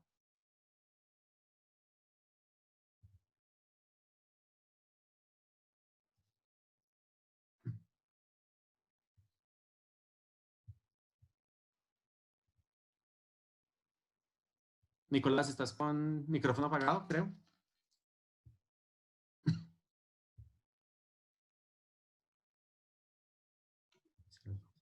Hola, hola. ¿Me escuchan? Aló, listo. Sí. Sebas, de pronto le puedes activar el micrófono a Sebas García, que es él tiene las preguntas de aquí el chat. Hola, listo. Listo. Ya entré. Hola Andrés, muchas gracias por esta charla No, que pues, no tengo dudas de que ha sido muy emotiva para todos, para ti, para tus viejos amigos, colegas, compañeros y pues los estudiantes. Y bueno, para todas las personas que nos han acompañado en esta charla de hoy. Y gracias, creo que Sebas. no sobra decir que siempre resulta muy inspirador. Y principalmente, pues me atrevo a decir para nosotros como los estudiantes, y pues un motivo de orgullo además. Bueno, entonces voy a dirigirte algunas preguntas que nos han llegado aquí en Zoom. Voy a intentar Listo. agruparlas un poco porque seguramente lleguen muchas más. Hay una muy interesante. eh, ¿Nos podrías contar, pues desde tu experiencia, para una persona que quiera entrar a este mundo de la investigación y principalmente en primates, cuáles podrían ser los pasos a seguir? Sí, uy, esa pregunta está difícil, pero yo lo que sugeriría es, como les decía al principio, un poco la perseverancia. Yo creo que, y no tener el miedo, sobre todo hoy en día que es tan fácil tener acceso a las personas. Cuando nosotros empezamos, era mucho más difícil contactarse con un investigador.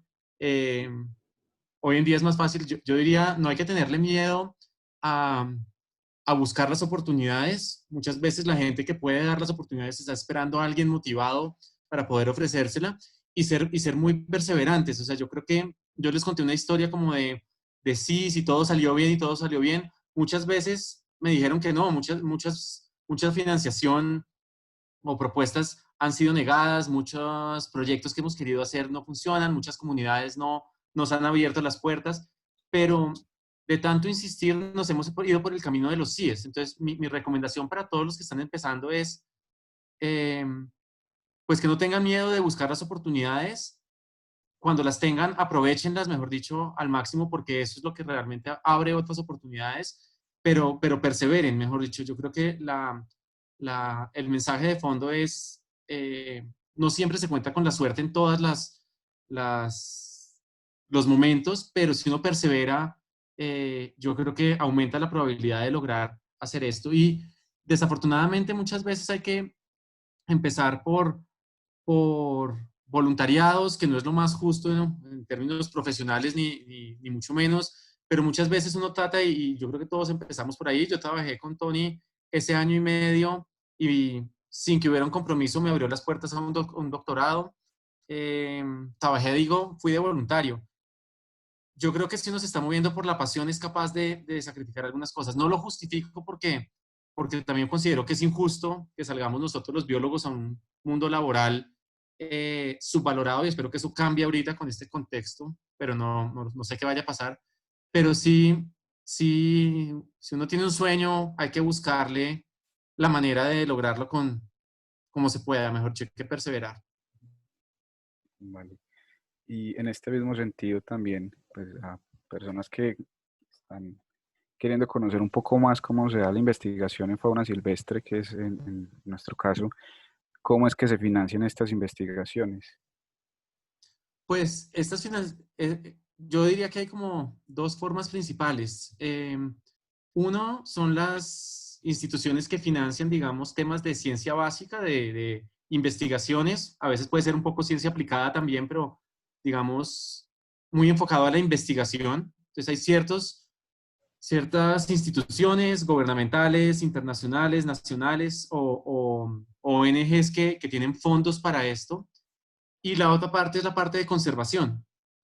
Y yo creo que hay que jugar para poder mantener un proyecto a largo plazo, hay que aprender a jugar y ser muy flexible con esto. Hay momentos en donde de pronto uno tiene suerte de que alguno de los proyectos que pasó de investigación sale adelante y de pronto en algún otro momento no hay plata para trabajar con una especie, pero sí con la otra. Y si uno más o menos puede mantener unos costos básicos de operación de sus proyectos, puede con los diferentes proyectos jalar el proyecto grande. Lo mismo con conservación. A veces nosotros tenemos plata para más temas de restauración ecológica y nos toca como ponerle el freno un poquito a la investigación. A veces es al revés y así se juega.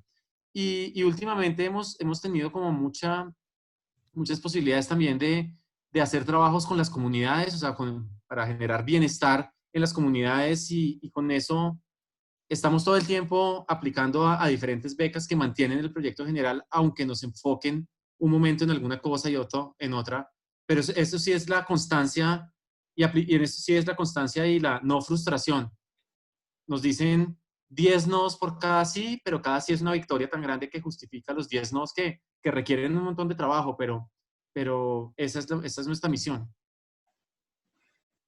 Cierto. Y otra pregunta difícil. ¿Consideras que en nuestro país es posible conservar nuestra biodiversidad? ¿Que en nuestro país es posible? Conservar nuestra biodiversidad. Pues yo creo que es un reto gigante. Yo creo que todos quisiéramos oír que sí, y lo que vemos todos los días es que no. Pero yo creo que ese no es un motivo para desistir. Yo creo que aunque hay ciertos procesos, digamos, un poco regionales que podrían aburrir a cualquiera, todo el tema de deforestación que se da en muchos de los sitios, todo el tema a veces de tráfico, etcétera, son problemas que están, pero yo creo que ese no es un motivo para desistir. Yo creo que los granitos de arena que están en muchos lados y la gran cantidad de gente que está empezando a cambiar, van a generar un cambio en algún momento. Y no sé cuál será ese punto de inflexión, pero pero si todos desistimos, pues ya no hay nada que hacer. Si todos sumamos, esto le va a dar un tiempo. Y yo veo eso, claro, ahí siempre oímos cosas negativas, pero también hay cosas positivas. Hay gente que está trabajando para restaurar sus fincas ganaderas, que quiere cambiar sus sistemas, que quiere proteger la biodiversidad que tiene. Hay gente que quiere trabajar por sus cuencas. Oímos que hay comunidades que están totalmente dispuestas a no permitir un proyecto de minería por conservar cosas como el agua. Este tipo de cosas van a empezar a cambiar a medida que empecemos a valorar más estos recursos tan importantes. Entonces, no es tan fácil ir a detener la deforestación en la Amazonía, aunque todos debemos actuar frente a ello, pero sí podemos poner un grano de arena para que en un sitio particular de Colombia algo cambie. Y ahí es donde tenemos que estar. Y eso es lo que hacemos nosotros, un granito de arena, y se suma a lo que hacen muchas personas y a los que muchos más quieren hacer, pero no han podido, y ahí tenemos que estar nosotros para ayudarles. Ok. Creo que una parte de la charla, de los logros más recientes del trabajo de la Fundación ha sido lo que mencionabas de los corredores biológicos. Y en cuanto a esto, nos preguntan si existe alguna guía, un manual, una metodología para la restauración de vegetación, de manera que dé lugar a que vuelvan a haber primates habitando ese lugar. Eh, no, no la hay. Por lo menos, bueno, es bueno mencionar que depende de donde uno esté. Si estamos en bosque seco, hay que entender las especies de bosque seco y las dinámicas de bosque seco. Nosotros estamos en un bosque húmedo del Magdalena Medio. Hasta ahora estamos empezando a recopilar esa información.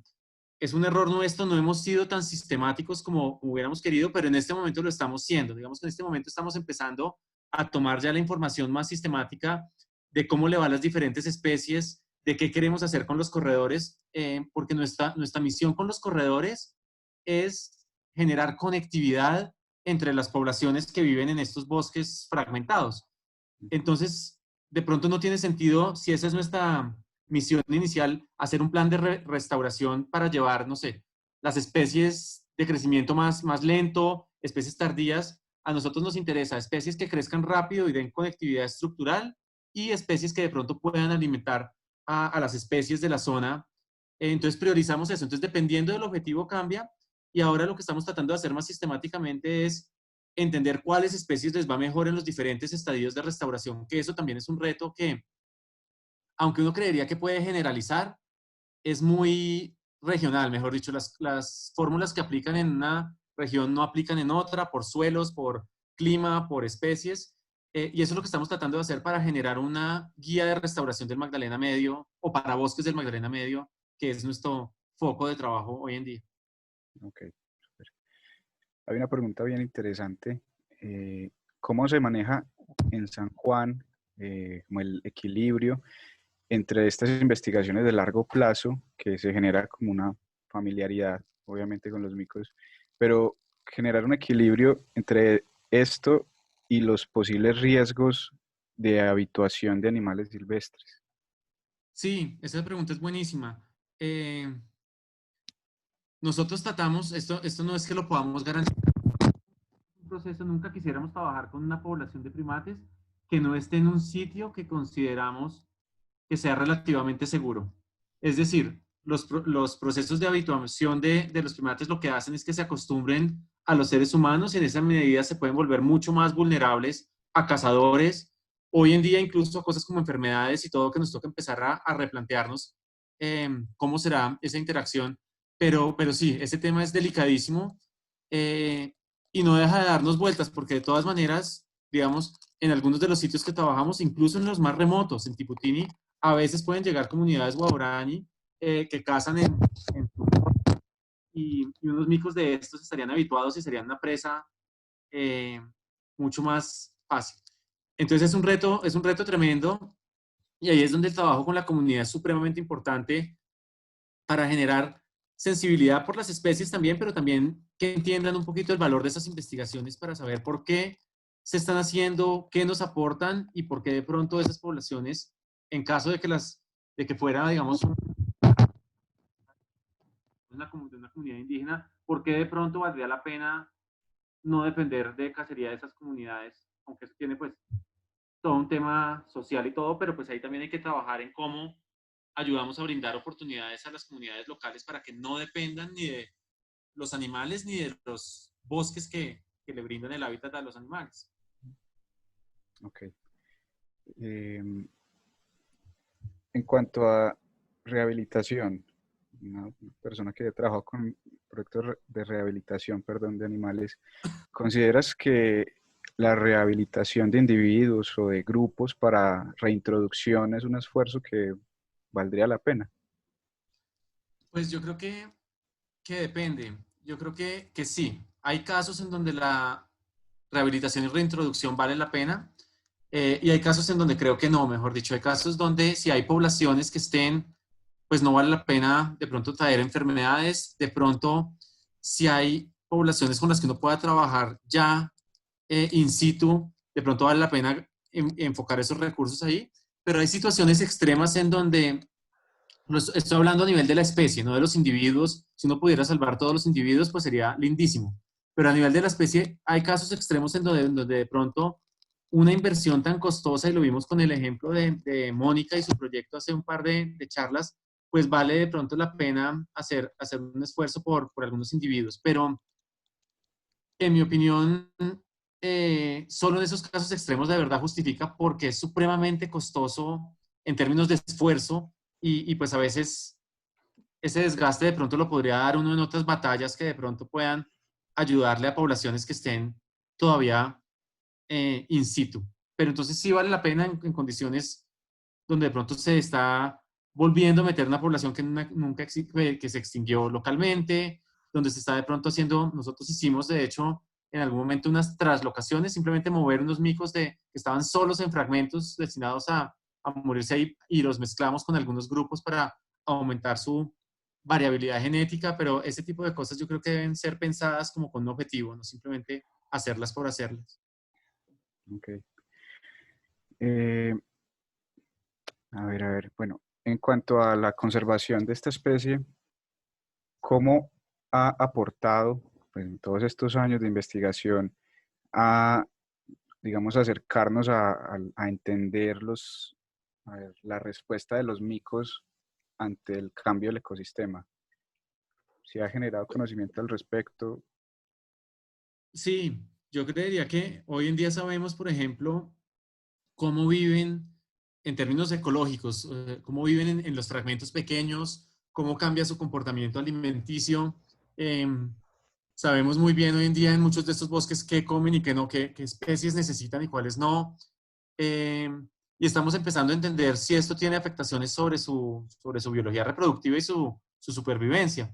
Entonces, digamos que hemos empezado a generar una cantidad de conocimiento sobre los efectos de la fragmentación sobre estas poblaciones, y esto va a ser el insumo para empezar a pensar con más argumentos sobre cuáles son las mejores estrategias para conservación, en términos de los hábitats donde pueden vivir o donde no, de la variabilidad genética que tienen las poblaciones naturales comparado con las de áreas fragmentadas, y cómo hacer para recuperarlas, si es a través de corredores, de traslocaciones, de estas cosas. Entonces sí, hemos entendido un poco qué es lo que les ocurre, pero pues hay otros factores que también son más difíciles, y es qué les ocurre en términos de su interacción con nosotros los humanos, ¿no? En qué zonas los cazan y en qué zonas no. Y eso ya no depende tanto de los micos, sino de lo que podamos hacer para reducir estas presiones que vienen por parte de nosotros los humanos. Ok. Y un poco relacionado, pues ya que estamos hablando de conservación, en el contexto del posconflicto donde estamos ahora, ¿consideras que debemos tener una nueva forma de trabajar? Eh, Académicos, activistas, no lo sé, animalistas. sí. Bueno, yo creo que mi experiencia con la primatología fue uno de los momentos como más complicados, o un momento complicado en el campo. Nosotros pasamos de una de las zonas de mayor influencia guerrillera, cuando estaba regular, a cuando estuvo, digamos, en la zona de distrito. Estaba bien en términos de que no había conflicto en la zona. Pasamos a zonas donde estaban todos los grupos, a un momento en donde, a través del proceso de paz que se dio recientemente, empezaron a cambiar las condiciones. Muchos pudimos ir a zonas donde nunca habíamos podido ir, había como todo un cambio. Entonces, no sé, es en este momento de posconflicto cómo vaya a tornar, digamos, hacia dónde se vaya a coger este río y ojalá que sea para que podamos seguir yendo a muchos sitios donde no podíamos ir, pero acuérdense que también estos sitios a donde podemos ir los biólogos y los ecólogos y la gente que quiere trabajar en pro de la naturaleza también abre las puertas para que otras personas que tienen otros intereses, que no son ni buenos ni malos, otros intereses a veces económicos, a veces sí malos, pues también lleguen. Entonces es un reto muy grande, sobre todo cuando para la ciencia tenemos unos recursos muy limitados que no compiten con otros motores de desarrollo. Vale. Ya casi terminamos. Voy a hacerte algunas preguntas ya más puntuales sobre algunas investigaciones que mencionaste al principio.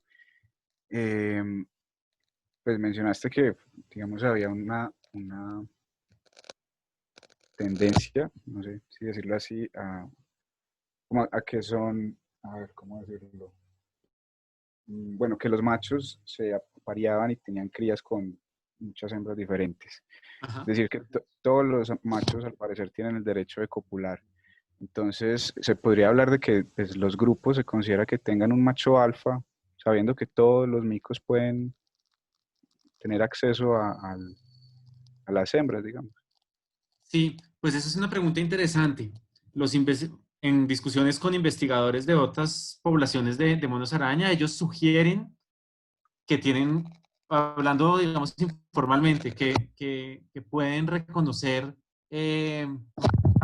o, o individuos dominantes después de 15 años y por lo menos 3 siguiéndolos día a día.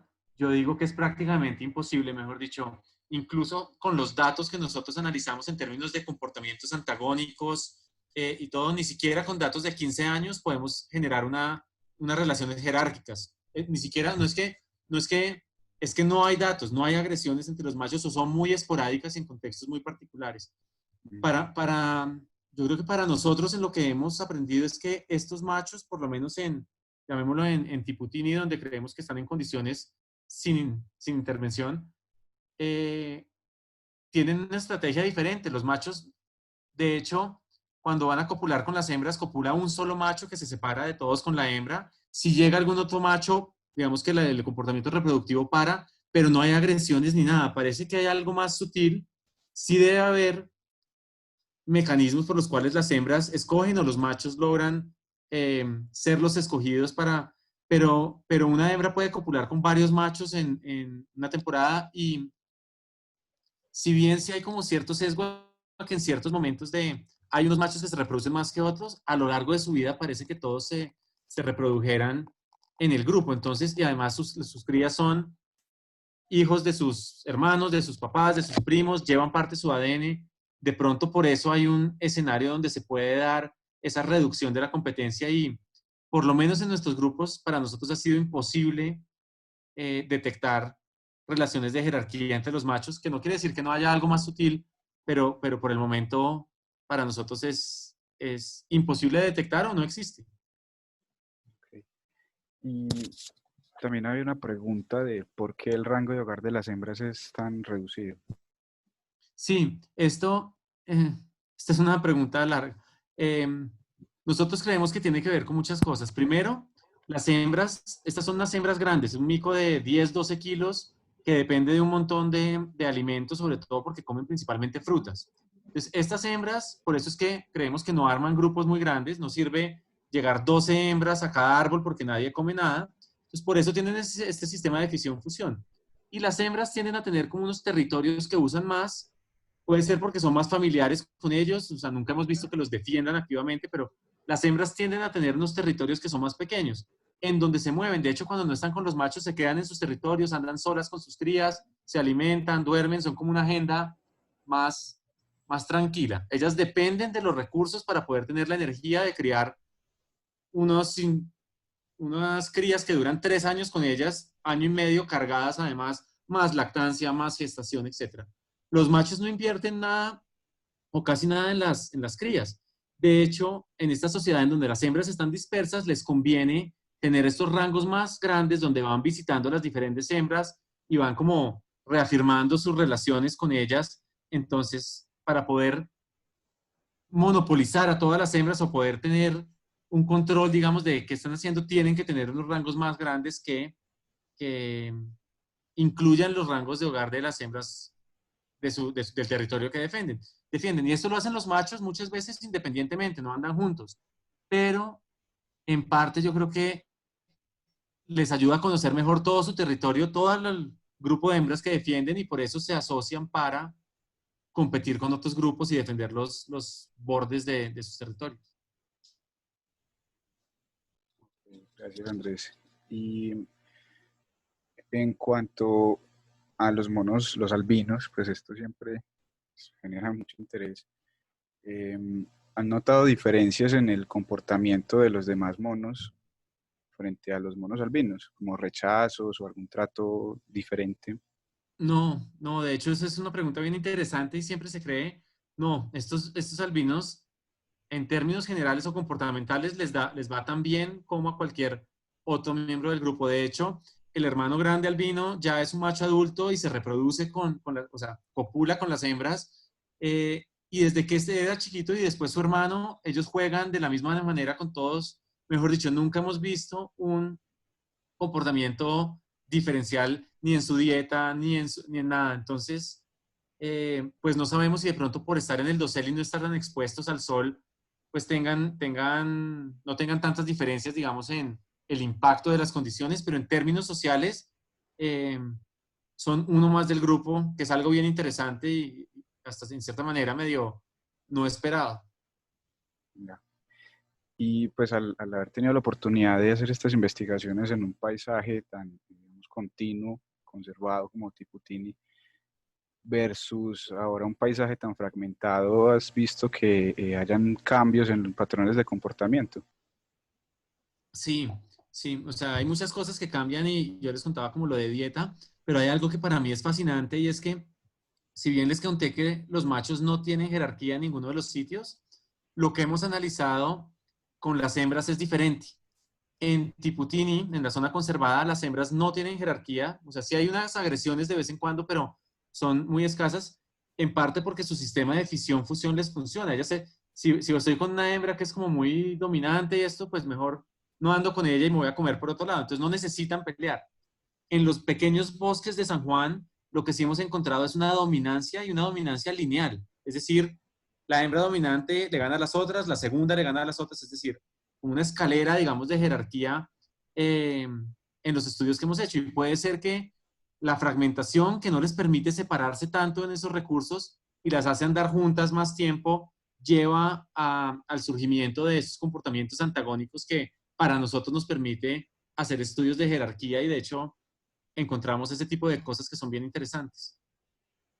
Okay. Y bueno, también alguien se preguntaba si has realizado estudios con el mono araña negro, Nateles fusiceps. No, estamos haciendo como, mejor dicho, sí, no, hemos hecho algunos con una estudiante y colega Juliet, ella hizo un trabajo lindísimo de ir a buscar poblaciones en Antioquia y en Chocó y en parte del Caribe para hacer temas como de densidad poblacional y de genéticos, de mirar un poquito como aspectos filogeográficos. Y digamos que ese estudio fue puntual. Hoy en día, la Fundación NPC Colombia está muy enfocada en trabajar por la conservación de esos micos. Desafortunadamente todavía no ha surgido como un lugar donde se pueda empezar un estudio a largo plazo, pero yo creo que NPC, con su relacionamiento con las comunidades y todo poco a poco, se está afianzando en la zona y en cualquier momento podría empezar pues un estudio fascinante con esos micos de los cuales no se sabe absolutamente nada o muy poco, digamos, en Ecuador. La Fundación Washu, que son como nuestros hermanos, han hecho un trabajo fascinante allá, también en cautiverio y de reintroducción, pero también con los micos en vida silvestre, pero se conoce muy poco y es una de esas especies que son prioridad para estudio y conservación, sin lugar a dudas. Bueno, ya para ir terminando, ¿cómo ha sido la participación con otras profesiones, con otros profesionales, por ejemplo, con veterinarios y otros? No, muy buena. O sea, nosotros hemos interactuado, digamos, la mayor parte de nuestra interacción en investigación tiene que ver con biólogos, ecólogos, forestales, etcétera. Pero digamos en algunos aspectos, digamos, la gente que trabaja con reintroducción muchísimo, o cuando hicimos estas translocaciones que necesitábamos capturar a los individuos para moverlos, o cuando usamos sistemas de telemetría o otras cosas, la interacción con los veterinarios es importantísimo, mejor dicho, son nuestros aliados en la parte de manejo, digamos, de los animales, porque son los que conocen la biología y fisiología de los mismos, y son cosas que la mayoría de biólogos no sabemos, y nos complementamos muy bien. Y con otras profesiones, pues no sabría, digamos, para los trabajos de conservación, todo el trabajo con comunidades, con personas que trabajan con sociedades humanas, o sea, sociólogos y antropólogos, es clave. Nosotros en el proyecto de Vida Silvestre hay un par de personas que trabajan en la parte de relacionamiento con las comunidades. Muchas veces incluso nuestros estudiantes biólogos terminan haciendo eso, y, y es importantísimo, mejor dicho, yo creo que cada vez más, y nuestro relacionamiento con los ganaderos, con los palmeros, con todo el mundo va a ser cada vez más importante, con arquitectos cuando queramos dar soluciones a problemas de infraestructura y vivienda de las comunidades, mejor dicho, hay un potencial de trabajo muy grande, probablemente no en el estudio directo de los micos, pero sí en la conservación y en el trabajo global de trabajar con las comunidades, con las especies, con la interacción que se da entre ellas en la Colombia rural. Entonces, antes de darle paso a mis compañeros que de pronto hay preguntas en Facebook, pues ya para cerrar, hay personas que quieren escuchar como unas anécdotas, como que pues con tus historias con los monos araña que te han marcado, que consideras relevante. Un par de momentos que nos quieras contar. Pues no sé, es difícil. Hay cosas que me han impactado muchísimo. Cosas son los saladeros. Los saladeros de verdad que son unos sitios fascinantes para estar. Imagínense que son estos sitios donde los micos van, pero ellos duran 4 o 5 horas encima del saladero. En algunos momentos duermen 20 micos y uno no sabe si hay alguien. A veces se mueven y mueven las ramas antes de bajar. Entonces, lograr que estos micos bajen con la presencia de uno, así estén habituados, es dificilísimo. Y esos momentos, digamos que sí fueron fascinantes, mejor dicho, después de muchísimos intentos, nosotros teníamos unas sillas donde nos sentábamos, esperábamos, y la mitad de las veces obviamente algo pasaba y no bajaban, y las primeras veces que bajaron, pues era una sensación muy linda, porque era un poquito como sentir que habíamos pasado ese umbral de confianza, mejor dicho, que estos micos habían sido capaces de bajar con pleno conocimiento que nosotros estábamos ahí, y de alguna manera, o por necesidad, mejor dicho, o porque ya estaban sintiendo que tenían la confianza suficiente en nosotros para poder bajar. Y yo creo que otro de los momentos más impresionantes fue en una de estas peleas intergrupales. eh, Estaban los dos grupos, el que seguimos nosotros y los otros que están menos habituados, entonces eso también genera un problema porque tienden a huir cuando nos ven a los investigadores, pero en algún momento empezó a darse como un intercambio de vocalizaciones, todo el grupo de nosotros estaba desesperado y de pronto vimos que el otro grupo fue el que vino como a hacer el ataque. Y eran como 6 o 8 machos, estábamos, menos mal no estaba solo porque nadie me hubiera creído, estábamos yo creo que unas 5 o 6 personas. Y con todo y que estábamos 5 o 6 humanos ahí, se desató como uno de los ataques más violentos. Literalmente llovían micos del suelo, caían, gritaban las hembras, los machos atacaban a las hembras, pero no las herían. Veíamos individuos heridos, los machos que peleaban. Imagínense, uno está en medio como de un alboroto tremendo y está tratando de ver lo que alcanza a ver, que son pedacitos de la escena y gritos. Y ese momento que fue probablemente el primer ataque en que yo pensé, acá puede sin duda haber un ataque letal, mejor dicho, vimos uno de los machos de nuestro grupo, tenía una herida de por ahí de unos 12 centímetros en una pierna, como si fuera con un cuchillo. Uno de los machos del otro grupo no podía usar el brazo de la herida tan brutal que tenía, y en ese momento yo entendí que es cuestión de suerte para que eso pase en el cuello o en algún lado y haya un ataque letal, mejor dicho. Esos ataques, así como los chimpancés en las comunidades de pequeña escala humanas, son ataques que van a tratar de matar individuos vulnerables de las comunidades vecinas. Y eso para mí fue, pues, impactante. Mejor dicho, ese día volvimos al campamento y casi que no podíamos hablar ni procesar lo que había pasado, de lo impactante que había sido Y hay miles de anécdotas, hay miles de cosas. Los mellizos fueron una cosa muy bonita de ver a lo largo del tiempo. Cada vez que nace alguien, genera mucha curiosidad. Los individuos, como les contaba, son individuos de una novela. Para mí, Sofía es una de las hembras más bonitas de ese grupo y es una hembra solitaria que siempre anda en una zona del bosque que es supremamente bonita. Mica es una mica muy esquiva, 15 años y ella pasa 1 o 2 meses que no la vemos y de pronto reaparece. De hecho, Yukiko, solo cuento anecdóticamente, Yukiko, nuestra colega y amiga japonesa, decía que una de nuestras micas se llama Mika y su hijo se llama Mono. Y ella se reía de mí, decía que mi creatividad era demasiado limitada, que muy probablemente iba a terminar poniéndole a mi hijo, hijo, y a mi hija, hija, pues por haber bautizado Mika y Mono a estos micos. Pero cada mico tiene su historia y trae como unos recuerdos y sensaciones, a unos los quieren más, otros menos, pero eso es parte de las anécdotas y hay muchas más, pero me tocaría pensar todo lo que ha pasado en 3 años de estar debajo de ellos. Vale. Esteban Rivera te envía saludos desde Proyecto Un Washington. abrazo, Esteban.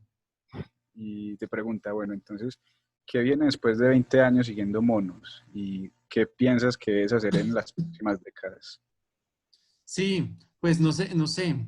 Viene seguir perseverando por muchas cosas. Este estudio que tenemos con Tony en Tiputini y con Gabriela y con muchos estudiantes acá en Colombia tiene que seguir, mejor dicho. Es 20 años de datos es probablemente tan solo la mitad de la vida de muchos de estos monos araña. Si nosotros queremos saber, por ejemplo, si los individuos que son más sociales o los que son más centrales en el grupo son los que más se reproducen, si las hembras que tienen acceso a mejores territorios son las que más, si queremos mirar los efectos de diferentes cosas sociales y ecológicas sobre el verdadero éxito reproductivo, necesitamos trabajar por lo menos unos 100 años más para poder tener muchísimos individuos que conozcamos durante toda su vida y sepamos qué determina que se reproducen más o menos, qué determina que construyan alianzas más fuertes o menos fuertes, cómo cambian los grupos. O sea, ahorita después de 20 años, 15 realmente, tuvimos nuestra primera fisión de grupo. O sea, un grupo, el grupo que estudiábamos toda la vida, eso lo estaba estudiando Cristian y Laura, se separó.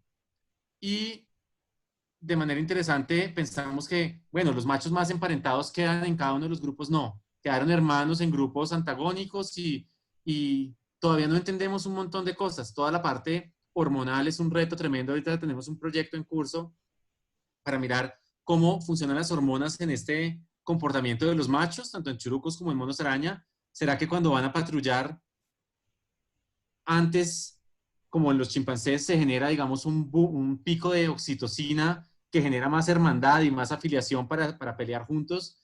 Todas estas cosas son fascinantes y hay, yo diría que cientos de preguntas todavía por abordar. Entonces, esa es una rama. Y en términos de conservación, pues hay tanto por hacer que eso es lo que hacemos todos los días, estas charlas, cada reunión con mis estudiantes, que son, como les digo, mis amigos, cada vez que me reúno con Gabriela a pensar qué hacemos, eso es una tarea sin fin en donde hay retos y hay alegrías y hay más retos y hay a veces frustraciones, pero es una cosa que día a día tenemos que seguir. Entonces yo creo que cosas por hacer hay, como decía Charles Janson, sigue siendo un momento excitante para ser un primatólogo. O sea, hay cientos de preguntas por responder, hay cientos de especies por estudiar de las cuales no sabemos ni siquiera qué comen. Hay tanto por hacer que es fascinante.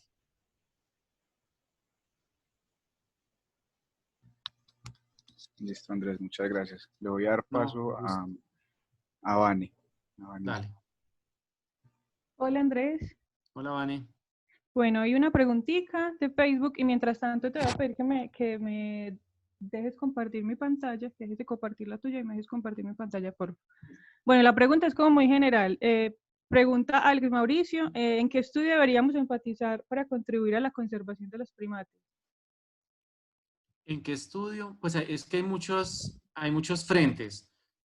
Yo sí creo que es importante tratar de conocer los requerimientos de estas especies. Acuérdense que en Colombia hay 30 y pico especies, muchas de las cuales no conocemos casi nada, pero también es importante, entonces hay parte de los aportes que pueden ser en conocer estas especies en su hábitat natural, pero digamos, hay una urgencia más grande y es conocer el estado de sus poblaciones y las amenazas. Entonces a veces tiene que ver con cosas muy biológicas, de pronto hacer unos censos o unos trabajos de pronto hoy en día con esos sound meters, esos micrófonos o con cámaras trampa en los árboles, bueno, para saber el estado de las poblaciones y sobre todo trabajar sobre las amenazas. O sea, el tema de la conservación radica en que tenemos que empezar a trabajar sobre las amenazas, incluso si no conocemos los micos, porque necesitamos como garantizar que sus poblaciones puedan vivir en ciertos lugares para poder después estudiarlos y conocer más y hacerlas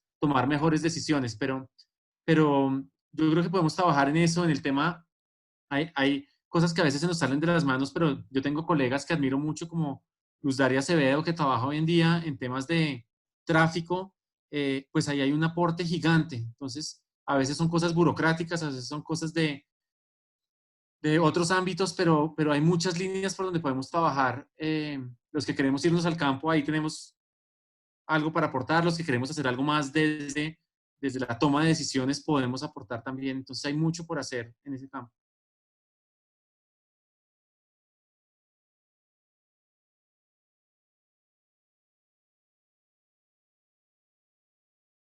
¿Vale? Hola, ay, no podía activar el micrófono. Dale. Bueno, Andrés, quisimos hacer alguito. Voy a compartir la pantalla. ¿Puedes ver Sí, ahí veo. tu cara? Bueno, Uy, quiero como que dice veas, alguna gente, hace 20 kilos. quiero que veas este video. Es una recopilación como de varios foticos de algún tiempo. Mira si corre normal. Ay, Bueno, pues primero queremos agradecerte como en nombre de todos. No pude contactarme con todo el mundo, pero sé que todos piensan lo mismo. Todo el mundo está demasiado agradecido como por las oportunidades. Pues yo realmente, personalmente me siento como muy agradecida por todas las oportunidades, por la pasión, la entrega con el trabajo, la fraternidad, la relación de fraternidad que hay, no sé, de parte tuya con todos los estudiantes. ¿Qué más tengo para decirte? No sé, todo el mundo se siente muy inspirado. No sé, digamos, mi carrera, mi inspiración desde hace mucho tiempo, pues siempre fue como tratar de parecerme a ti, como en el trabajo. Entonces, pues hay muchas cosas que realmente no puedo decir, pues no me sale, como que son tantas cosas que no me acuerdo como de todo, entonces quiero como que veas, hay de todo acá, un poquito de fotos como de toda tu trayectoria, de San Juan, de mucha gente que incluso yo no conozco. no, Entonces está es como, lindísimo, me lo tienes que enviar, me emociona muchísimo ver esto yo no, y no somos nada buenos editando videos, pero pues hay como una recopilación que yo sé que las fotos pues traen muchos recuerdos y pues la nostalgia no sé, de haber compartido tantos momentos juntos. sí, no, Iván y a todos les agradezco muchísimo, esto me llena de emoción. La vida es irónica porque cada uno de ustedes cree que ha aprendido muchísimo de mí y realmente todo esto son ustedes. Y son los 180 y pico, esto suena como generalizando, pero cada persona que ha pasado por este proyecto también ha, ha generado un aporte en mi vida, ha cambiado algo de alguna manera. Entonces, lo que yo les contaba que soy afortunado es eso. Yo les contaba este camino, era como un sueño y hoy en día recorro este camino. Miren que la mayoría de ustedes siguen por ahí en algún lado. Si no nos hablamos en un tiempo, igual cada vez que nos vemos hay una fraternidad infinita. Gracias por la foto. Eh, entonces yo soy el más feliz del mundo, mejor dicho, mi vida no puede ser más emocionante cuando en cada salida de campo me encuentro con unos amigos, cuando cada rato me escribe alguien para pedirme un consejo de algo que yo solo espero tratar de dar lo mejor que puedo. Eh, para mí esto es lo más emocionante del mundo, mejor dicho, poder construir una vida, porque es que con los biólogos no tenemos una carrera, sino es una forma de vida y poder construirlo con mi familia, poder construirlo con ustedes, que son mi familia extendida, es lo más lindo del mundo. Entonces, sí, cada persona que veo en este video me trae miles de recuerdos y de emociones infinitas. Así que les agradezco yo más a ustedes que cualquier cosa. No, muchas gracias realmente. En serio pues gracias siempre como por la disposición de siempre ayudar, No, de las puertas aconsejar. están abiertas y el corazón también siempre para ustedes, para los que vengan. Este es nuestra labor y lo que más nos gusta. Bueno, muchas Bueno, gracias. pues un Entonces abrazo a le doy el todos desde paso, acá porque me emocioné mucho con esto tan bonito. le doy el paso a Nico. Gracias. Bueno, hola Andrés. Bueno, yo también me quiero unir a los agradecimientos de Vane. Muchas gracias por formar esta nueva generación de primatólogos. Esperamos contribuir tanto como lo has hecho tú, de verdad. Muchas gracias por compartir tu experiencia de vida con nosotros. Es No, bastante Nicolás, inspiradora. yo soy el más feliz. De hecho, fuera de chiste, llevo 2 días pensando qué no poner, qué poner. O sea, para mí era importantísimo poder tratar de llegarle a todos con un mensaje que no fuera simplemente de ciencia, sino un poquito más allá de inspiración y, mejor dicho, no dudo que los discípulos sobrepasarán a su maestro y eso será lo que más me llene de orgullo en algún momento que los pueda ver eh, triunfando como lo hacen ya casi todos ustedes y ojalá que todos. Ay, muchas gracias, Andrés. Bueno, quiero terminar esta sesión con unas pequeñas cuñas publicitarias. Primero, invitándolos a todos a la siguiente conferencia de primatología en casa, donde tendremos a otro súper invitado, Eduardo Fernández Duque, desde Argentina, con su charla Amor en los tiempos del mono, monogamia y vida en pareja en los monos Miriquina del Gran Chaco argentino. Será el 5 de junio, dentro de 8 días, a las 5 de la tarde. Prontamente estaremos publicando más información y el link. También queremos recordarles que la APC es una organización sin ánimo de lucro que busca promover la conservación, el conocimiento y el bienestar de los primates en Colombia. Así que queremos invitarlos a que se asocien y disfruten de los beneficios que tenemos para ustedes. Pueden encontrar más información en la página oficial de la asociación, que es www.asoprimatologicacolombiana.org, o a través de las redes sociales en Instagram, Facebook y Twitter. A los actuales socios los invitamos a participar en las notas primatológicas, un espacio que busca facilitar la difusión de las diferentes investigaciones en primates. Si tú, tu colectivo, semillero o grupo de estudio desea presentar una parte de su historia o su trabajo a la comunidad primatológica de nuestro país, pues esta es una gran plataforma para hacerlo. Entonces, muchas gracias a todos ustedes por asistir. Muchas gracias de nuevo a Andrés también por compartir todo. Y nos vemos en la próxima charla de primatología en casa. Un abrazo a todos.